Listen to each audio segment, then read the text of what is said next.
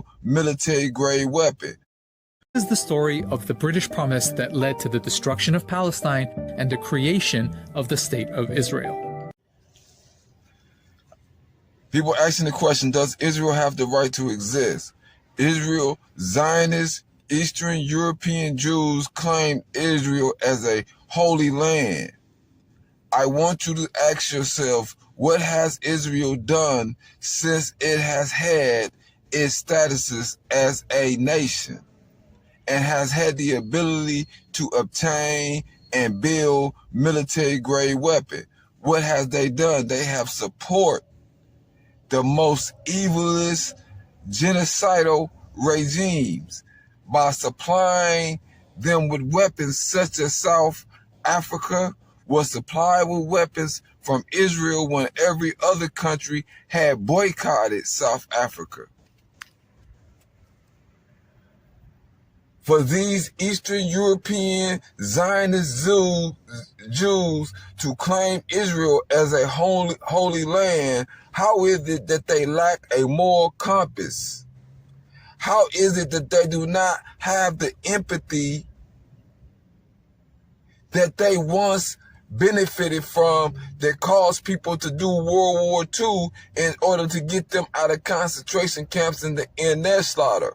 Why do they lack that empathy when it comes to their own treatment of the Palestinians? Why did they not have the empathy for the apartheid that blacks was going through in South Africa?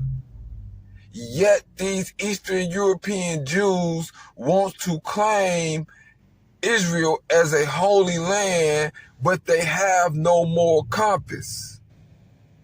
Does the Holocaust exempt Israel from the United Nations official Genocide Prevention and Responsibility to Protect Act?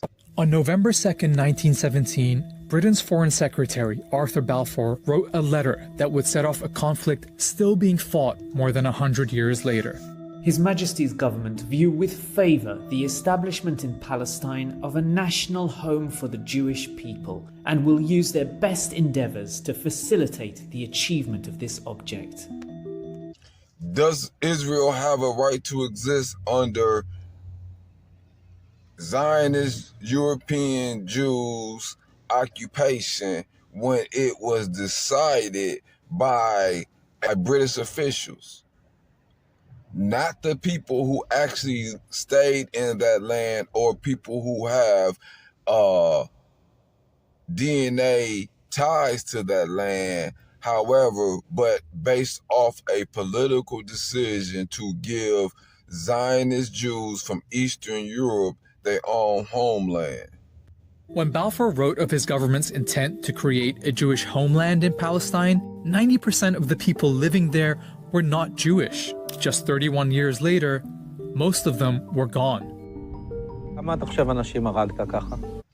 How is this not a white Zionist European Eastern Jewish occupation of another people's homeland while committing genocide?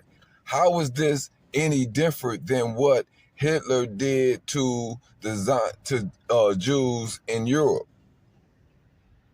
Is it because they're not using buildings to put them in the burn? Extermination is still extermination. Genocide is still genocide. What Israel has done with its military power is committed genocide of the people who existed there prior to their arrival.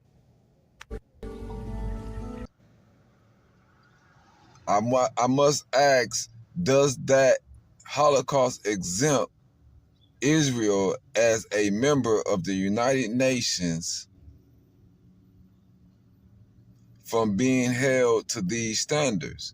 Because why have Israel been allowed to commit genocide over a 50-year period against the present Palestinians? Why have Israel been allowed to create open-air prisons in Palestine? Why have Israel been exempt for their participation in supporting apartheid and genocide governments such as South Africa?